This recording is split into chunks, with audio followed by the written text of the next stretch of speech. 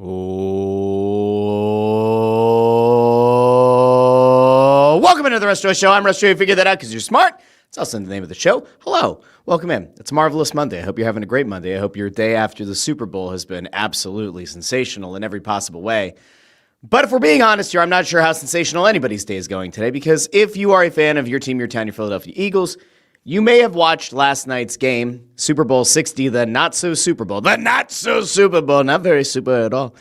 You might have watched that game and said to yourself, man, oh man, oh man, if only we had a semi-competent offensive coordinator this year, that could have been an Eagles repeat. Listen, I will make no excuses, and I will certainly push back on anybody who wants to argue the opposite, but that is part of the fun of doing the show. There, to me, is no doubt in my mind that the Eagles had the talent to be able to beat that Patriots team. I mean, if we kind of run down the entire NFC, I think that not only would the Seahawks have won, I think the Eagles could have beaten that Patriots team. I think that the Packers could have beaten that team. I think that the Rams could have beaten that team. The Bears could have beaten that team. That New England Patriots team was an absolute fraud. And I listened today to some people kind of throwing out this idea, and a couple of analysts at the end of last week who were saying, hey, you know what, though? You have to give the Patriots a lot of credit. They've gone up against a lot of really good defenses, and so, you know, it's not fair to say that the Patriots were kind of a fluky representative of the AFC, but, like, let's be real honest here, right? They took on a Chargers team that only mustered 3 points in the wild card round. They beat a team that, listen, I like C.J. Stroud and I like the Texans, but they're not exactly a playoff experienced team, and I get it. You know, Patriots don't exactly have a wily vet at quarterback, but like that Texans team kind of folded.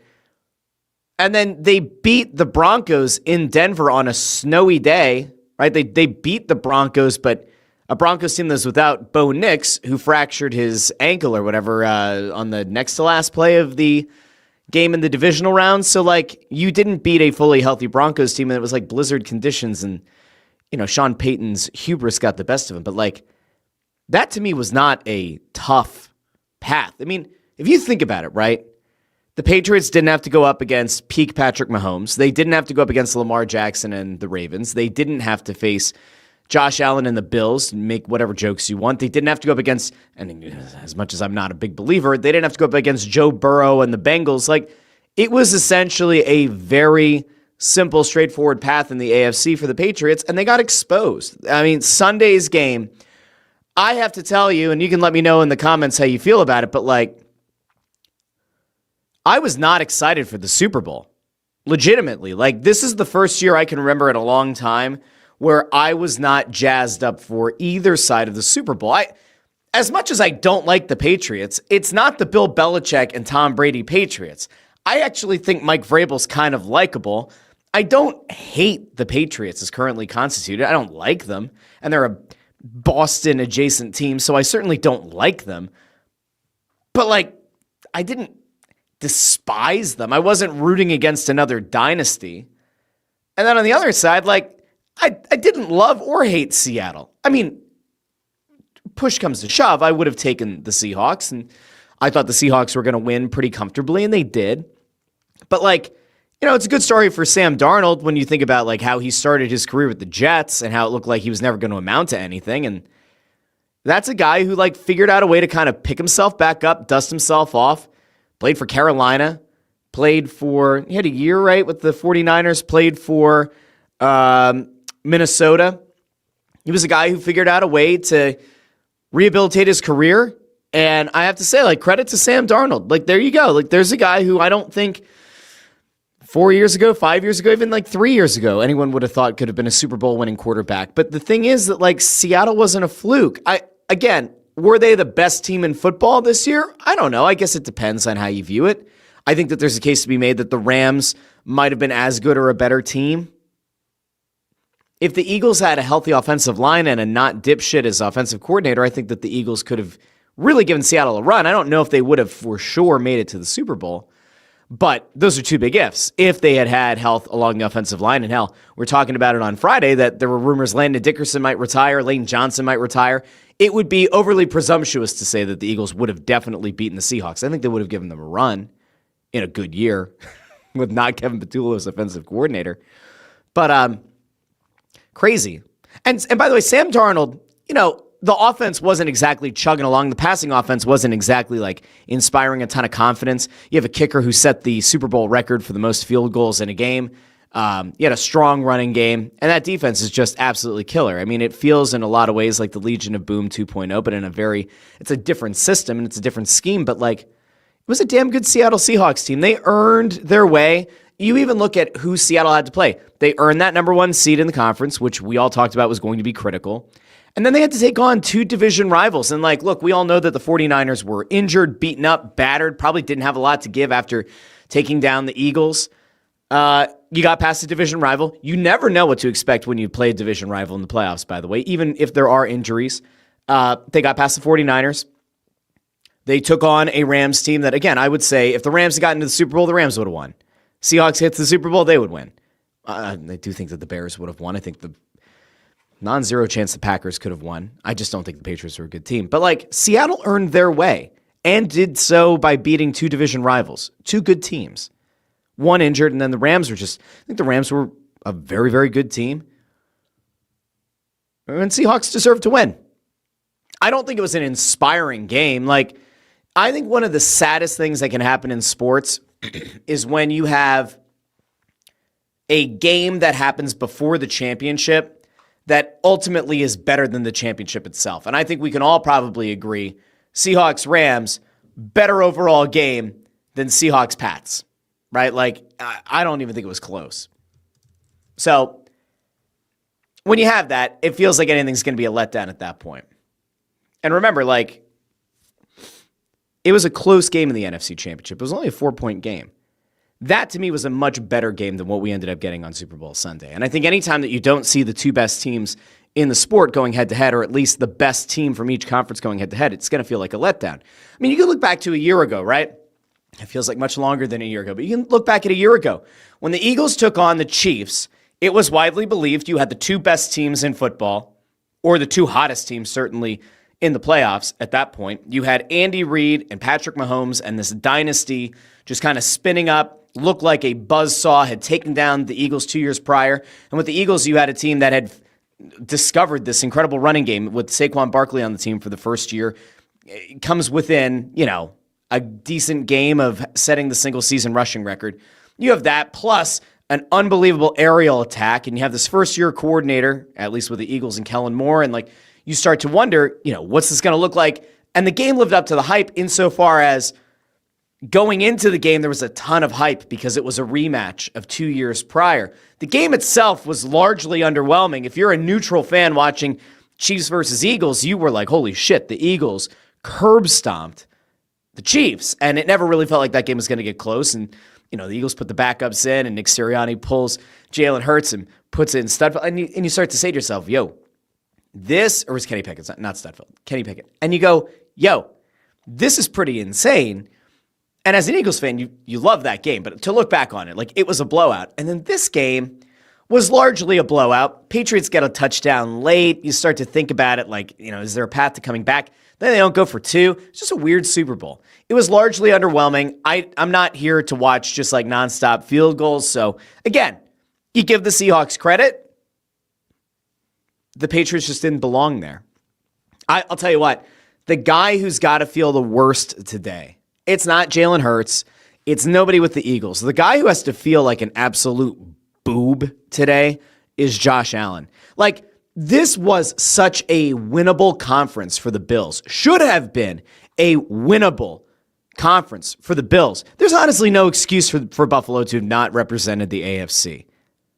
And you know who probably feels the worst is Bo Nix. I mean, if Bo Nix doesn't hurt his ankle, I would tend to believe that the Broncos probably represent the AFC. And if the Broncos take on the Seahawks, we have a much better game. We have a much closer game. I don't know if the Broncos would have won. Maybe. But it would have certainly been a better Super Bowl. And instead, we're treated to a real mismatch. And it was about as much of a mismatch as I think a lot of us expected there to be going into this one. So a lot of teams, I think, are going to kind of look around look at the landscape of their respective conferences and say, yo, we were like one or two small tweaks away from being able to actually like go to a Super Bowl and maybe win it. If you're in the NFC right now, you're looking at it saying to yourself, hey, if you're 49ers, we're a few injuries away from something going well. With the Rams, we're like 1-2 plays away from representing the NFC. Again, if you're the Eagles, you're going offensive line, sure, health not great. Play calling, offensive coordinator, real issues. They should be looking at this like a huge missed opportunity. I think I would actually be angrier today if I were Jeffrey Lurie or Howie Roseman looking at how things played out for the Eagles this year. And you see how the Super Bowl goes down and you go, yo, even with all of the faults and all the flaws that the Eagles had this year, this was a potential back-to-back. I said it in the beginning of the playoffs. I said it after the Eagles got eliminated. I feel it in my core today. The Eagles really should have gone deeper into this playoffs. And again, I don't know if they would have beaten Seattle in Seattle. Maybe, maybe not. But to get bounced by a depleted 49ers team, it just looks even worse now. And to see who you ultimately could have played in the Super Bowl, I mean, there are a lot of NFC teams that are probably licking their chops. If you're the AFC, you're starting to think about like, wow, I'll just point to this. In the history or in the modern era or whatever with the Super Bowl, I think it's only 4 quarterbacks in history have ever lost a Super Bowl and then come back to eventually win one. Jalen Hurts just happens to be one of those 4 quarterbacks. Drake May's young, and he's not a terrible quarterback. It seems like he's had the shoulder injury and like he just wasn't on his game. But like, if you're a Patriots fan, like that's not the kind of history you want to look at. That's not going to be a good feeling. So we will see, friends. Let me know what you think of the Super Bowl. We'll get to some of those comments. We are going to get into some Philly sports today. We're going to get into a little bit of Olympic talk as well. A couple of things that I have noted from the early part of the Olympics so far that I want to get to maybe a little bit later on in the show. We have Joel Embiid dominating the Suns and the fact that the Sixers look, kind of like what we've expected them to be without Paul George. And in a post-Jared McCain existence, they are certainly thin, but you're able to go toe-to-toe with the Suns, who are a good team out west. We'll take it.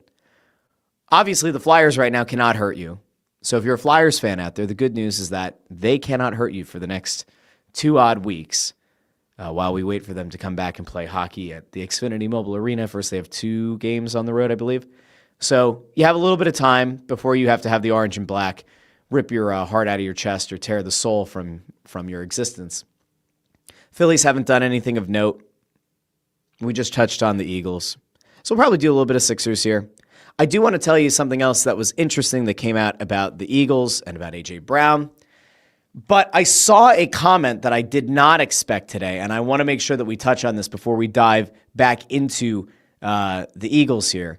And it was about the Philadelphia Union. I know it's crazy. But Connor Buss, 7320, asks, Russ, did you see the Union's leaked jersey? Drippin' or trippin'? First of all, I can't believe I just let those words escape my mouth at the same time in that order. I don't think I should ever say it again. I actually feel kind of gross for having said it. Now, that said, the Union leaked jersey is insane. I hope it's real. I do. Sometimes you have like a store puts out a jersey and you go, wait, did they accidentally just leak the jersey? I want everybody to take a look at this because this apparently was found at a Modell's at a Dick's in Mount Laurel, New Jersey. We're going to take a look at this really quick because I got to tell you, if this is what the Philadelphia Union roll out for the upcoming season as their primary jersey, I'm 100% in. I don't usually buy jerseys. I have not bought a jersey in a very, very long time. I think the last jersey that I got was from the Philadelphia Union when playing in one of the media games. But let's take a look at this for a sec. So you've got Benjamin Franklin right here, right? You've got different parts of the Constitution. Let's see. What else do we have? Or this is Declaration of Independence, I guess, right? And then down here, we have the We the People, right? I'm trying to see what some of the other stuff is over here. But the idea here is you've gone, it's the 250th anniversary of these United States of America. And if this Union leak is to be believed, then they're leaning all the way in on 1776, as much imagery as they can. I got to tell you, I think this looks pretty awesome. I think that this is fantastic. So, I mean, you guys can let me know if you like it or not, but here, we'll zoom in a little bit. Let me see if I can. I can't. Well, let's see. There we go. So here you go. So you have Beambo there. I think that's Independence Hall in the back. And then, as I was mentioning, you have Ben Franklin up here. Here you have July 4th, 1776. If this is real, and if this is the Philadelphia Union's primary jersey, primary kit for this season, they are going to sell the hell out of this jersey. They are going to sell an insane number of jerseys if this is the one that they rock and roll with. Now, if this turns out to be like a third jersey, which is usually where they have an alternate sponsor, they do like the Artisano or whatever. If they're going to do that, and this is the third jersey, this will still kill. If this is just like a random warm-up, they'll still sell a lot of these, but it won't be quite as much as, getting a game day jersey. You guys can let me know, though, in the comments what you think. Gimzak says that Union jersey is better than the Phillies Friday night jersey. Yeah, I mean, it's a million times better than the City Connect. Those are god-awful. Peter Tom Willis says that jersey is amping. Stop making me say stuff that I don't get. OGJH says, I'll buy the shit out of that Union jersey and I don't follow the Union. That's what I think is so cool about it. I hope that they do it. I really do. Let's see. Connor Buss says, they're doing launch events for it this weekend. My wife hates it, but I can't wait to spend my money on it. I mean, I think it's pretty awesome. Genuinely, I do think it's awesome. All right, so there you go. We had a little bit of, we want to call it non-mainstream Philly sports talk. Just a little bit of Union. He doesn't hate talking about the Union a little bit, just a wee little bit. Now, I want to talk about the Eagles a little bit more here before we pivot off to the Sixers and the Olympics and everything else. So one of the things that I think we've all kind of had the opportunity to see now over the past week and a half since the Eagles hired Sean Mannion as their offensive coordinators, it feels like a lot of the scuttlebutt, a lot of the murmuring, a lot of the whispers behind the scenes, right, that eventually make their way out as reports from national media people, some local media people. It feels like a lot of the heat around A.J. Brown has kind of died down. It feels like a lot of the, it's a foregone conclusion that A.J. Brown will be dealt. It feels like that has changed. It feels like that has changed a lot since Sean Mannion took over. And, there was a report from this weekend, and I don't know if he published it publicly, so I want to be careful, I guess, before I say it. But there was a person who had a local profile, had local shows. Here we go. No, it's good. I knew that this got posted to Facebook. I didn't know if it got posted to Twitter or not. So Rob Motti, who has done stuff in the Philadelphia market and is now he works for the Associated Press, AP senior NFL writer, he put up a little video real quick. It's like a 3-second video, and that's not really what matters in all of this. But he kind of put up a personal anecdote about just interacting with Jalen Hurts at the Pro Bowl this year, at the flag football game, which I still don't fully understand. But this is what Rob Motti put up. Said, this was just one interaction with Jalen Hurts, but I noticed he had a different vibe this week. Teammates noticed it too. A couple guys told me they haven't seen him smiling and having fun like he did throughout the Pro Bowl games. He told me he's in a good place mentally. So I'm not looking to stir controversy here because I don't think that there's any controversy to be had. But I will simply note that, with Jalen Hurts, he was never going to flame Kevin Patullo. He's not going to publicly flame Nick Sirianni. He's not going to do it. But you do have to wonder if this kind of lightening of the load, if this, 800-pound gorilla, coming off of Jalen Hurts' back, if this is due in large part to the change in offensive coordinator, right? And so you have that. And then on the other side, you also have A.J. Brown. Because remember, at the end of the season, A.J. Brown and Jalen Hurts were kind of back to speaking glowingly of one another, speaking well about one another. It seems like in the last week and a half, A.J. Brown has not softened his stance per se, but definitely seems to be in a better place headspace-wise, about changes in Philadelphia, right? And so he was over on, I think it was on Micah Parsons' podcast, and they did some kind of a live show, on stage. And A.J. Brown kind of dove into how exactly he's feeling about Philadelphia, how he feels about being here, future, all that kind of stuff, and then about the change at offensive coordinator, moving on from Kevin Patullo. And I think that if you missed it, it is certainly worth, about 50 seconds of your time. So here's A.J. Brown, just kind of, the state of the union, we'll call it. We just come back and just really watch the tape and just, like I said earlier, rediscover ourselves and go to work each and every day, being accountable and just taking one day at a time. We have great leaders in our locker room, and I'm fortunate to be a part of that, especially on offense. So that is him saying that he is a leader on the team. He is a leader on the offensive side of the ball, and that the Eagles are lucky to have a strong leadership core. Good. You want to hear that. And we do have a lot of talent, but talent gets us nowhere. Facts. So it's all about being detailed and being disciplined. Is there excitement with some of the new coaches y'all got in? There's Micah Parsons. He actually made some headlines for another reason around the Eagles. Yeah, of course. Yeah, I'm always excited. Sometimes change is not a bad thing.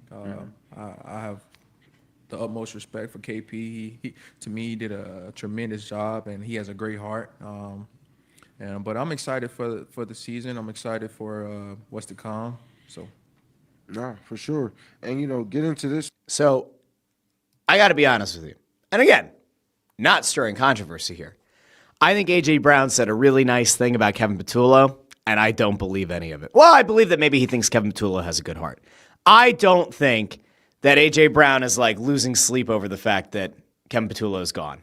I don't think that he's worried about his productivity. I don't think he's worried that he's not going to find the same level of success or a higher level of success under Sean Mannion. I cannot imagine that that's the case. I think it's nice that he said what he said. I think that it's like a lovely little clip. I think the best part of it is that it came before the Super Bowl. And so you kind of have this idea that, I don't know, make of it what you will. But I think this is just a star player trying to put the rumors to rest about him not wanting to be in Philadelphia. He's talking about next year. If he really wanted out, if he was dead set on kind of turfing things, nuking things, and then getting his way out, he could force his way out by saying something truly negative. He did not. I want to believe that this is a sign of good things to come.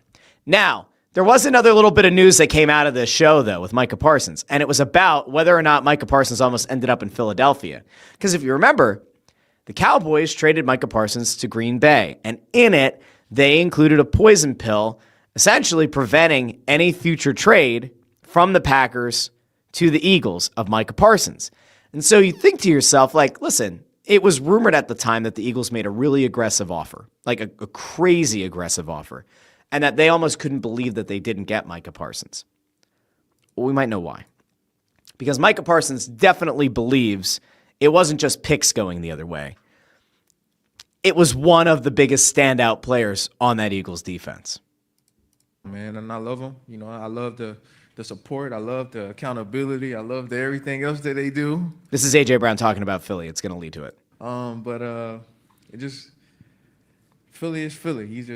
You have to be there to understand. You from there, so you understand. Like, here we go. I'm from near Philly. I gotta claim my city every time because it gets conflicted too much, y'all. You wanted to be an Eagle at one point. Yo, we could get into that. This is a thing that I don't think you say if you're A.J. Brown and you don't want to be a Philadelphia Eagle. He's messing with Micah Parsons. Let's get back to it. You wanted to be an Eagle at one point. Yo, we could get into that. Hold on. You can hear it still there. So to be honest with you, bro, it was very close. Okay. It was very close. Eagles before the Jalen Phillips, before all them, it was me. Yeah. It was me. Yeah. And oh boy. He thinks it was close. Says before Jalen Phillips and those guys, it was him. Okay, go on, Micah. Tell us the tale of this trade that could have been. I was really about to come, but there was one person that I had to play with that if he was gone, I did not want to be there, and that was Jalen Carter. Okay. They wanted a D tackle, and they wanted to trade me plus lead. Now, I think there's one part of this that's really important to point out because I just cannot imagine that the Eagles were going to say, hell yeah, we'll trade you Jalen Carter. It doesn't make a ton of sense. If they had brought back Milton Williams, maybe it would have made sense to some extent. You still would have had like a big, beefy defensive tackle to put in there for Jalen Carter. I cannot envision a scenario where the Eagles were going to do a one-for-one swap of Jalen Carter for Micah Parsons. I can't really envision a scenario where either team would feel so moved by the spirit to include picks going either way. So what exactly does he mean that Jalen Carter wouldn't have been there? Micah Parsons wouldn't have wanted to be there without Jalen Carter. This is my assumption, and I could be wrong. Did Micah Parsons hear that the Cowboys said something to the effect of, we will only trade you to Philadelphia if Jalen Carter comes back, which leads Micah Parsons to then be like, well, then I don't want to go to Philadelphia.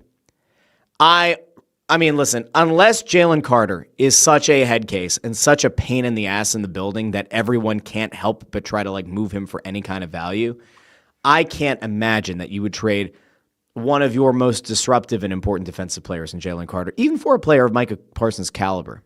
I don't see it. My assumption here is that Parsons was essentially told, we will only move you to Philadelphia if Jalen Carter's coming back. The Eagles at the same time could have probably been like, well, absolutely not. We'll trade you something, but it won't be Jalen Carter. And we also won't, we'll give you picks and a player. I don't know who that player could have been. We'll give you picks and a player and, again, go with God. Like, I don't know. I just don't see a scenario where the Eagles would have been the ones to be like, oh, yeah, we'll give you Jalen Carter. If the Eagles had offered Jalen Carter for Micah Parsons, Jalen Carter would be a Cowboy and Micah Parsons would be an Eagle. Like, I don't think there's any doubt, right? Because the Cowboys had already made up their mind. They were not going to keep Micah Parsons. Jalen Carter is a significantly better return than the Cowboys ultimately got from the Packers. So, make of that what you will. I see people in the comments saying, like Chris Freed here says, Davis or Carter is not getting re-signed, can't afford both. Salary cap's going up. They made the announcement about the salary cap going up, which gave me a little bit of hope because it felt like for a long time, Jordan Davis was like a foregone conclusion to be leaving. Nakobe Dean was a foregone conclusion to be leaving. If you're going to give teams more money to play with, I will give Howie Roseman the benefit of the doubt that if they want to have some of these guys back, they'll figure it out. I think a big reason that they let so many guys go last offseason, especially on the defensive side of the ball, was because they fully expected to be real competitors to keep the services, especially of Jordan Davis. I would be shocked if they let Jordan Davis leave. I think they're going to try to Godfather offer him. I could be wrong. If another team wants to come along and offer some unbelievably crooked number and the Eagles can't match it because of their cap situation, all right, fine. I think they're going to do whatever they can to keep Jordan Davis. Nakobe Dean, I think there's a good chance he'll be gone.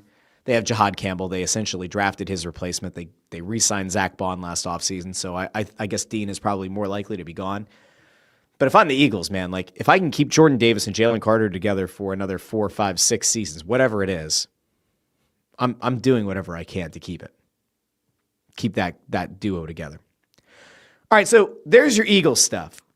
We had a moment about the Philadelphia Union. We touched on the Super Bowl. Can we just really quick, join me really quickly. Let's clap our hands, everybody, for Philadelphia 76ers. Stomp your feet, everybody. Hey, stomp your feet. I'm driving, Russ. Stomp your feet. But not if you're driving. Just put it in park real quick. Unless you're on a highway, then don't put it in park. Just stomp your feet in your mind. Remember like back during COVID, there were like the amusement parks in Japan, and they didn't want people yelling on roller coasters, so they said something to the effect of like, scream in the silence of your heart. I want you to like stomp your feet in the silence of your heart if you physically can't do it right now. Now 456 Yukon here says, I'm stomping, Russ. I'm stomping. I appreciate it. Okay. Here's where we're at. Okay. Joel Embiid has been on I don't know if I want to call it like a generational tear, but man, has he looked good. Now I get it. If we're going to be fair, and on this show, we try to be fair as much as we can and as often as we can. That game last Thursday against the Lakers was very frustrating.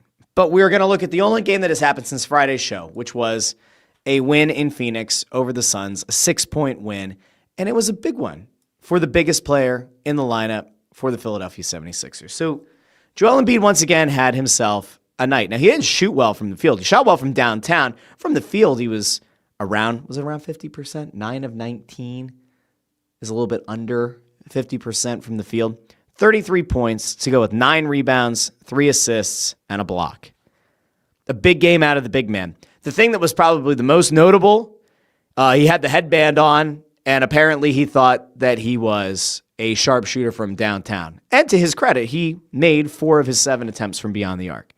So Embiid played his ass off. Again, the Sixers, it's only a 6-point win, but it was against a Suns team that I believe at that point entered the game at 30-22. The Sixers won, so they improved to 30-22. So you're kind of playing like a mirror image of yourself, at least in terms of record. So good on the Philadelphia 76ers going into Phoenix and getting a win. And like, ho-hum, Tyrese Maxey doesn't hit the 30-point threshold. He only has 29 points on the night. Oh boy. To go with 9 rebounds and 6 assists. And he also had a steal. Tyrese Maxey. Doing what Tyrese Maxey is supposed to do. Now, we have had some conversations on this show about Kelly Oubre kind of being like a steady force, continuing to be a steady force and a steady presence. He had 18 points on the night. The one guy that I would like to see more from, and this is just an in general thing, and I know we kind of go back and forth on how it's a roller coaster and it's a rookie season, and so you don't want to put too high of expectations on a player, but there are times that I would like to see a guy like VJ Edgecombe take more shots from the field. He only had 4 field goal attempts in the game in 25 minutes. Like, I would want VJ Edgecombe to feel more confident, more comfortable in getting his own shot, especially in the time that Paul George is out. While it's great that Kelly Oubre feels like he can go out there, jack up a bunch of shots, and again, he had an okay night from downtown, 3 of 7, right? I would still like to see a moment where VJ Edgecombe's like, all right, I'm going to eat. Paul George is out. We need a third scorer. The big guy's rolling. Tyrese Maxey's rolling. I'm going to get my shots. I'd like to see more than 4 field goal attempts in a game out of VJ Edgecombe, but that's just me. But the Sixers win, and it's a strong win, and it's a solid win. But man, you got to think about where Joel Embiid has been and where he's going. Okay, now I almost did a Kamala Harris, but I didn't. I almost said, you have to think about where he's going and where he has been. Joel Embiid is unburdened by what has been.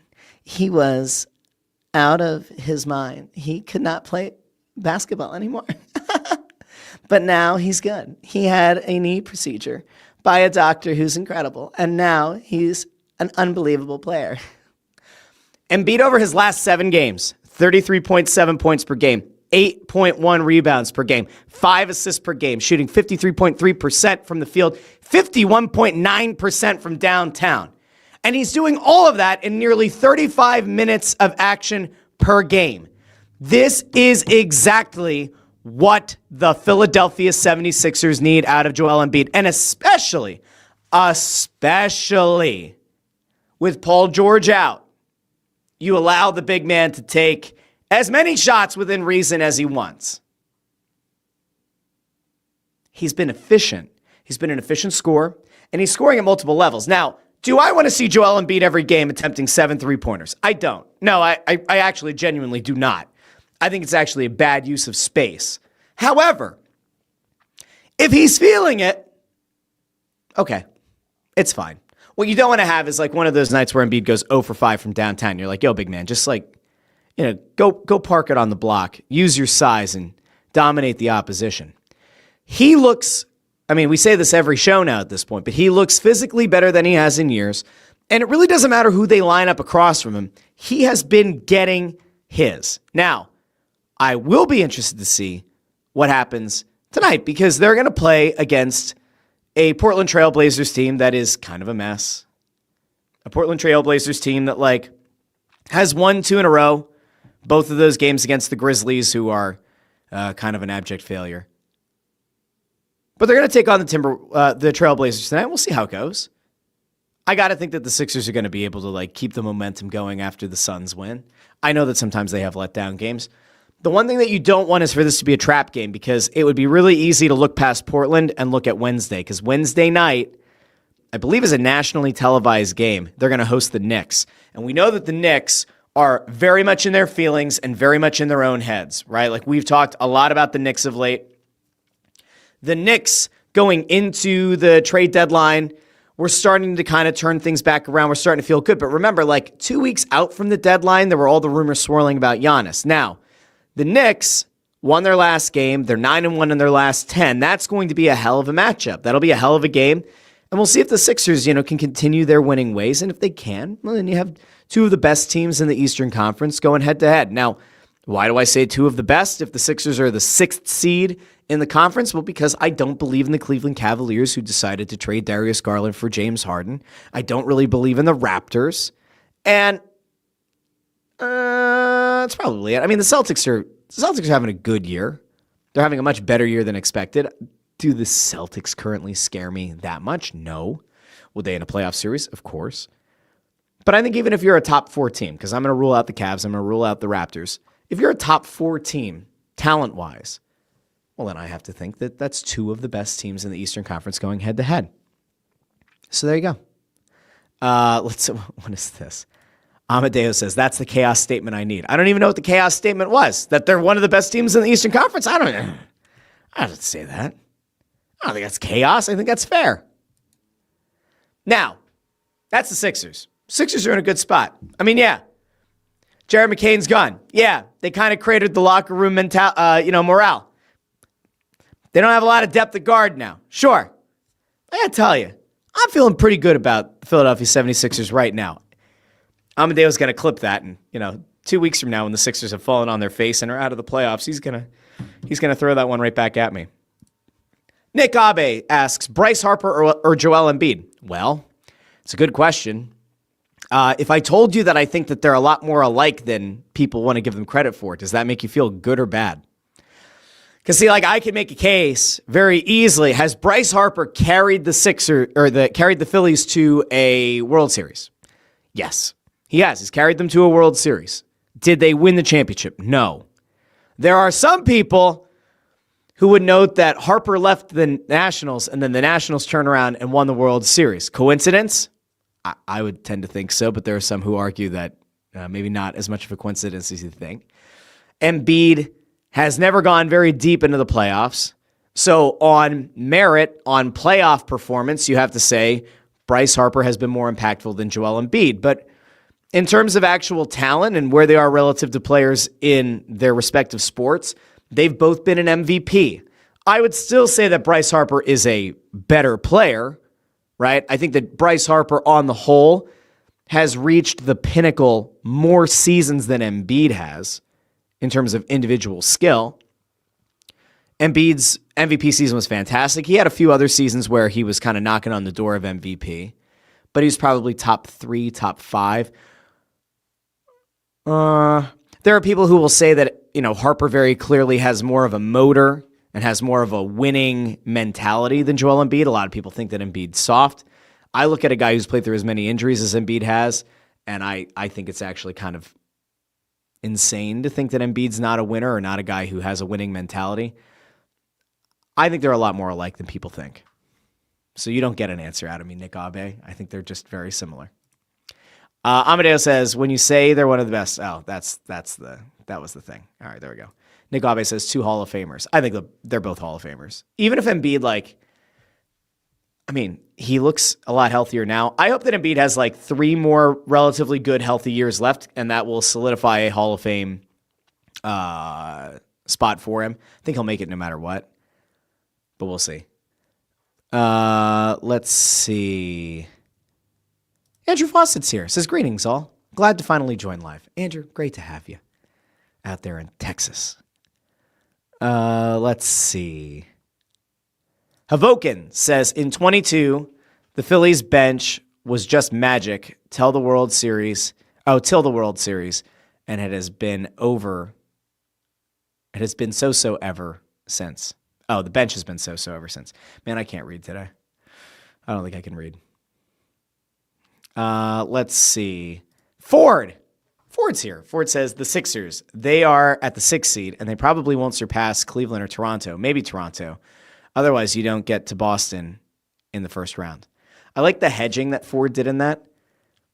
They probably won't surpass Cleveland or Toronto. Maybe Toronto. They're not saying they're going to surpass them, but they might. But they also might not. But they might. You never know. And then I can come back and say, well, I said that they could get past Toronto, but also they may not get past Toronto. All right. Nick Abe says, without Jason Tatum, take that every day of the week. See, I don't know. That's There's just something I think mentally about taking on the Celtics in the playoffs that probably gives the Sixers a little bit of PTSD.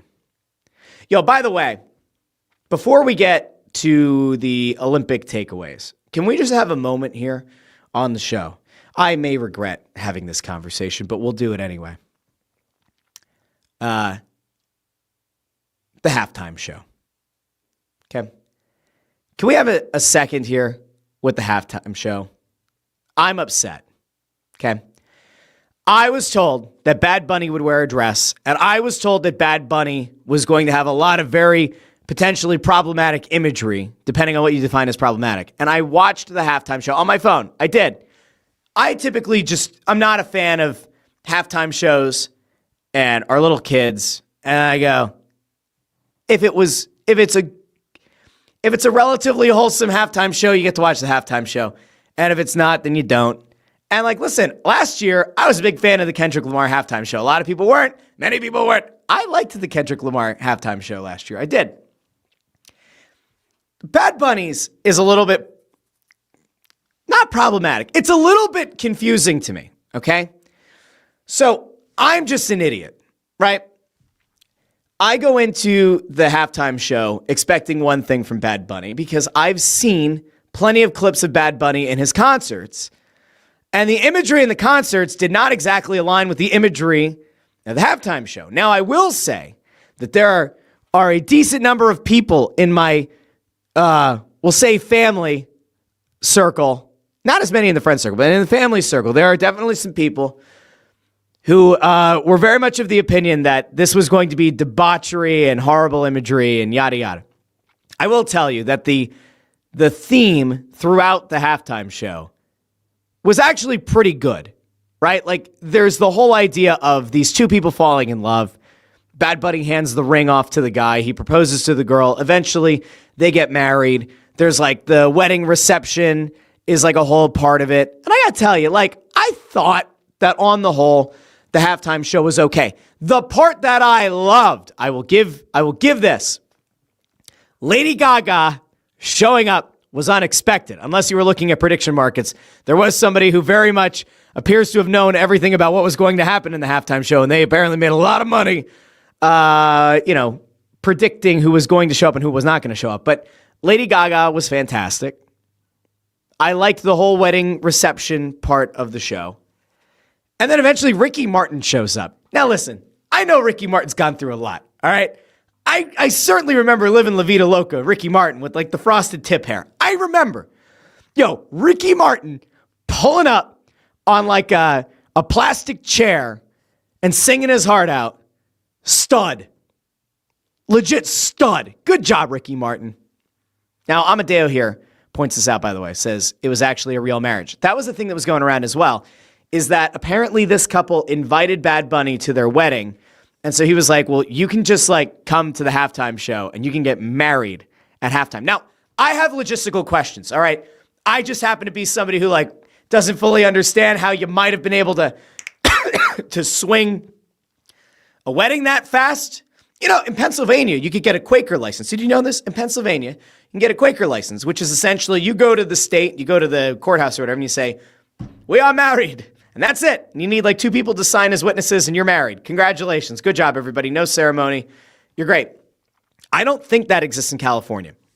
I also don't think that they could have like speed read the wedding fast enough for that to be like the actual wedding. However, if they already like went to the courthouse and got married and then like on screen, that was their real marriage, I gotta say, it was a nice story. I liked the story. Now, I will also point out if people, are kind of wondering. If you happen to like attractive people, maybe you like attractive women, maybe you like attractive men. I will say that the people at the Bad Bunny halftime show, a lot of good-looking people. So if you were just, kind of like on the fence about it, if you're good, a lot of very, very good-looking people having a lot of fun. Also interesting, we saw like celebrity cameos in the background of one of the scenes. A lot of dancing going on in front, and then there's like kind of like an overhang. And underneath was Pedro Pascal. I think I saw Jessica Alba. Cardi B was there. Cardi B also apparently split up with Stephon Diggs at halftime. That was a whole thing. You can go down the rabbit hole on Twitter. They unfollowed each other, and they both like said mean things to each other on Instagram, and now they don't follow each other anymore. But a lot of cameos, and they didn't zoom in on the people, which I thought was also interesting. Now, if you want to know what my thoughts on the Turning Point USA halftime show is, I didn't watch it. I haven't watched it yet. Will I watch it? I don't know. Probably not, but maybe. I don't know. I have like not an affinity for Kid Rock, but like Kid Rock did some songs back in the day that were featured on pro wrestling stuff. So I guess there's always going to be part of me that, can rock with a Kid Rock song or two. I did get a text though, because apparently somebody played cello at the alternative halftime show. And I said, yo, Kid Rock played cello? And they're like, no. And I said, well, if Kid Rock can play cello, he now officially is adult rock. Has to be. If he's playing the cello and playing it at a halftime show. So I have not watched it yet. If you were here for my breakdown of that halftime show, I don't have it for you. What else? I think it's it on the halftime show. It was good. It's fine. Perfectly fine. Am I going to show it to my kids? No. But I did like the Latin jazz in the middle. Thought that part was nice. One of the scariest things, hold on, before I move off this totally, I think that by now everybody has seen this, but in case you didn't, they had the whole thing, right? Like they had it where it looked like the sugarcane fields, right, to start. And then throughout the halftime show, it looked like they kind of like, moved where things are, right? And it takes up most of the football field. I got to show you something that scared the hell out of me. I honestly could not believe that this was real, but it was. So if you happen to watch the halftime show, what you will have undoubtedly seen at this point is that it wasn't real sugar cane. It wasn't real grass. It was people. They were people. That sugar cane grass is people. I'm like watching the halftime show. I'm watching Bad Bunny kind of like go up and down these rows and around and everything. And I'm like, wow, that's impressive. How the hell did they set that up so fast? It was people. There were people dressed as grass and sugar cane. It's incredible. It honestly kind of blew my mind. I'll be honest. I thought it was really cool. So there you go. Now, one thing that I do want to, I guess, kind of, here we go. Here you go. This is an image. It looks like maybe some of it was already set. All right, here we go. Here's an image to just show you. It does look like some of it was actual, grass and sugar cane. But like, just follow me on this, okay? Just follow me. Follow me into the pits of despair or whatever. So here's an image as the people were coming out. Like I just showed you the video of people coming down the tunnel. So over here, we've got people dressed as grass. And then here you can see these like stage pieces. I don't think these are people, but I could be wrong. I think this is just like, this is all set up. And then these people just kind of moved around. But anyway, like still, that's incredible. The imagery was really cool. So make of it what you will. Okay. Also, nice message at the very end. Nice message on the big board. Nice message on the football. Good job. Okay. I will tell you, the one thing that I find funny about Bad Bunny's halftime performance is not the people who are like, this is a Spanish-speaking performer, except for Lady Gaga. It's all in Spanish. I don't know what to do. Did somebody hit the button on the remote to turn it in Spanish? What's happening here? His name is Bad Bunny. That's English. It's not Conejo Malo. So, like, what's going on here? I'm really worried about it. What do we do? Where's El Conejito Malo? I don't understand what's going on. It wasn't those people. The thing I found the funniest is all of the Spanish-speaking people who said, we also don't know what the hell he's saying. See, I speak Spanish, right? My Spanish is very different. Bad Bunny's Spanish apparently isn't very Spanish to a lot of Spanish speakers either. There's a ton of slang. There's a lot of mumbling. I don't like mumbling. I don't like mumbling in English either. A lot of mumbling. But it was funny today to watch a combination. It's like if we could take the GIF or the meme of like the two hands shaking, right? You had like people offended that the halftime show was in Spanish, and then Spanish-speaking people offended by whatever kind of Spanish Bad Bunny was apparently using. It was kind of a funny moment on Twitter. You can go check it out. You'll go find it. And here you go. Pat X says, I don't know anything about Bad Bunny. I could care less. But imagine being triggered more over a halftime show than the Epstein files or grocery prices. People are morons. I understand every time, every year, that we don't have like a traditional rock band. There is always going to be a segment of the audience that's going to think that we're getting Justin Timberlake and Janet Jackson 2.0. I get it. I understand the idea that like the halftime show is supposed to be, quote unquote, family friendly, and that Kendrick Lamar last year was not family friendly, and that Bad Bunny wasn't going to be family friendly. And like, look, if you don't like twerking, the first like 2.5 minutes of the halftime show were certainly not for you. And if you think twerking is wildly inappropriate, you should not show the first 2.5 minutes to your kids. But then there are parts of it where you go, I mean, I'm a big jazz fan, right? And I like Latin jazz. So like the Lady Gaga part hit me in the soul, right? I get why people get worried about, what imagery is going to be shown. That's why I always say, if you're worried about what's going to happen, then don't show it live. Watch it on your own, and then you can show it to your kids later if you're really that worried about it. That's it.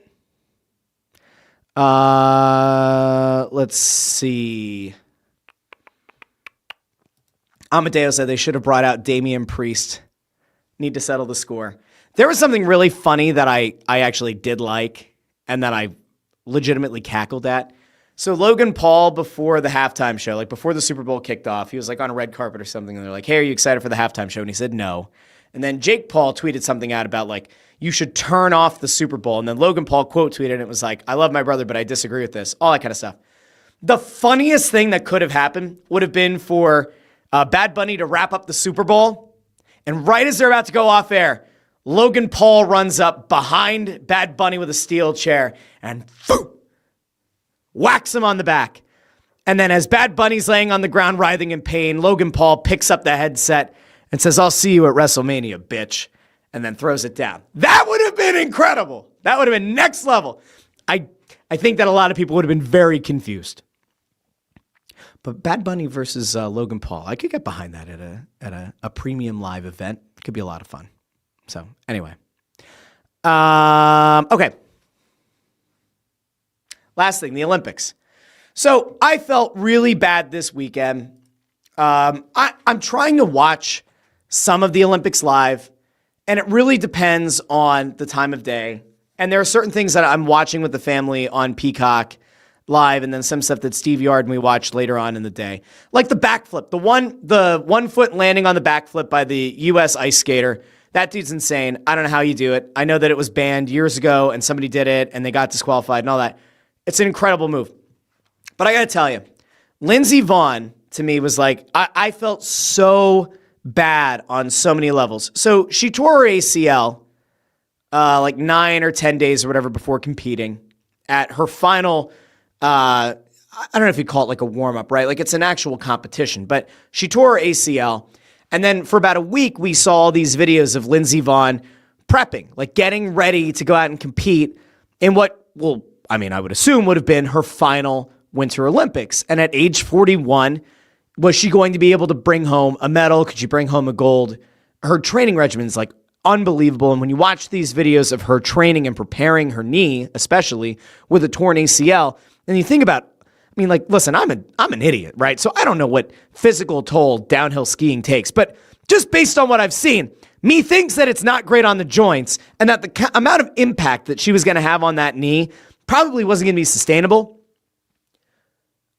But man, like she crashed, and I'm not going to show the crash here on the show because NBC will get my whole channel revoked or whatever. But like watching her crash was so sad because it felt like an ultimate American story. Somebody gets knocked down.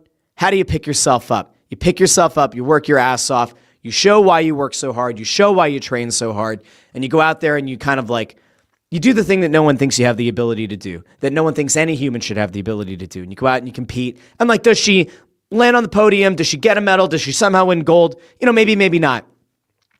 But the crash was brutal to watch. And the commentary crew, right? Like you always think about how different the commentary crews are from event to event.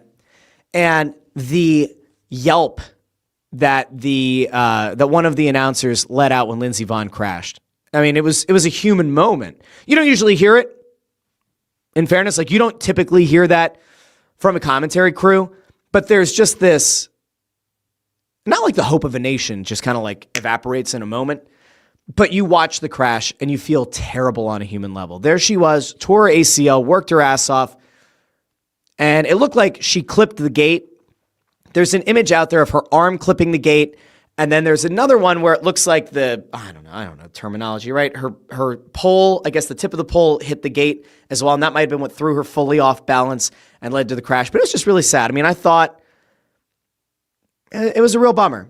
It sucks. Feel horrible for her, and we obviously wish her a speedy recovery. I'm sure it could have been worse.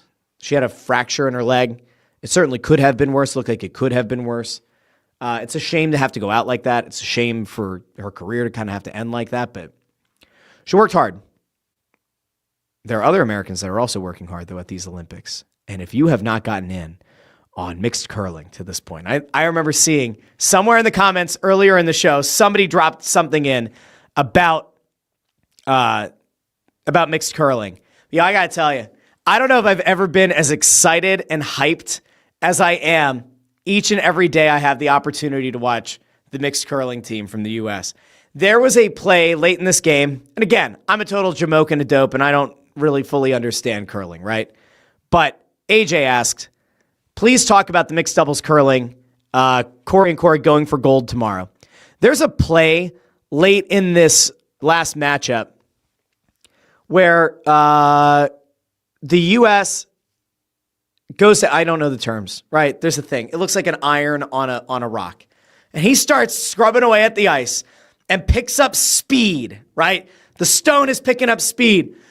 And it's like a triple shot. He hits the first red stone, which then ricochets and hits another one out. And then it continues on and hits the other one. So he knocks all three of the red stones out.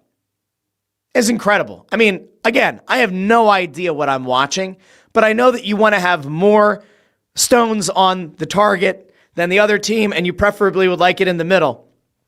It's an incredible play. Mixed curling, the sport that no one knew they needed. Every Winter Olympics, it feels like we all rediscover curling and how fun curling is and how goofy curling is. But I know everybody likes to make the joke. Well, if there's one sport that I can do, I think I would have an opportunity to play curling. I think I could be a good curler at this point in my life. No. Most of us who think that we could play curling or could do curling or could curl or whatever, we would fall on our ass as soon as we step on the ice. Like, let's be real here. Got to watch the footwork. Got to watch the scrubbing. Here's the Team USA. Hope they can win the gold. We can come back here on Wednesday and talk about, hopefully, a gold medal in curling. By the way, the figure skating team event, getting a gold. And again, U.S. skater does a backflip in his routine. Absolutely insane. Lovely stuff. I like the Olympics. I hope you're enjoying the Olympics. And if you're a men's hockey fan, obviously the women's hockey has been going on. Men's hockey starts on Wednesday. And I feel like that is going to almost be like an unofficial moment where it feels like the Olympics really ramp up. I do. I think that for a lot of people, yes, you can get into curling. Yes, you can get into downhill skiing. Yes, you can get into speed skating. You can get into the hell's the one thing where they shoot cross-country skiing and then they take out the rifles and shoot the targets. There is something very special about seeing the NHL's best and some of the best from around the world go out and play hockey at the Olympics. I feel like that's when things are really going to ramp up. So we'll see. Now, I will be back on Wednesday. Don't forget, on Wednesday, we got two things going on. We got the Russ Joy Show, and then after that, 6 o'clock down in Bordentown, New Jersey, or up in Bordentown? It's near Trenton. Up in Bordentown, New Jersey, we're doing Snow the Goalie Radio on WBCB and on all the Snow the Goalie accounts. Come talk some puck. Can watch, some of the first games of the men's hockey tournament as well. So on Wednesday, kind of have a double dose of yours truly. Russ Joy Show in the afternoon, Snow the Goalie Radio at 6 o'clock in Bordentown at Chickies and Pete's. So, I will be back on Wednesday. Until then, I ask you very kindly, I ask you humbly, subscribe to the show. We are 37 subscribers away from 2,000. I know that there are people out there who watch virtually every episode of this show and don't have a YouTube account. Can you please, for the love of all good things in this world, create a Gmail account, subscribe to the show. I don't care if you set notifications or not. I would just like to get to 2,000 because it feels like an arbitrary number that would be fun. 37 subscribers away. 37. That's it. 37 subscribers. If you want to set the notifications, you can. If you don't want to set the notifications, you don't have to. 37 subscriptions away. 37 subscribers away. Costs you nothing. Nothing but a little bit of time in your day. So I will leave that to the people. Hopefully by Wednesday we'll be at 2,000. So until then, you can find the show on your favorite podcast app, Apple Podcasts, Spotify, Pandora, Amazon Music, wherever you get your podcasts. You can, of course, find short-form content of this here program over on Instagram and on YouTube and Facebook and TikTok. Go subscribe to all those places and follow those accounts as well. Hit those clips with a like if you can. Even comment on one or two. You never know. There are definitely some people over on TikTok who don't watch the show on YouTube and they only consume the content on TikTok, and I think it's really funny. But you can go interact with those people too. It's kind of like having an extended family or something. So, all right. Till Wednesday, this has been the Russ Joy Show, and I've been Russ Joy, but you knew that already because you're smart, and it's also the name of the show. Have a marvelous Monday, and I'll talk to you on a wonderful Wednesday here on the Russ Joy Show. Bye now.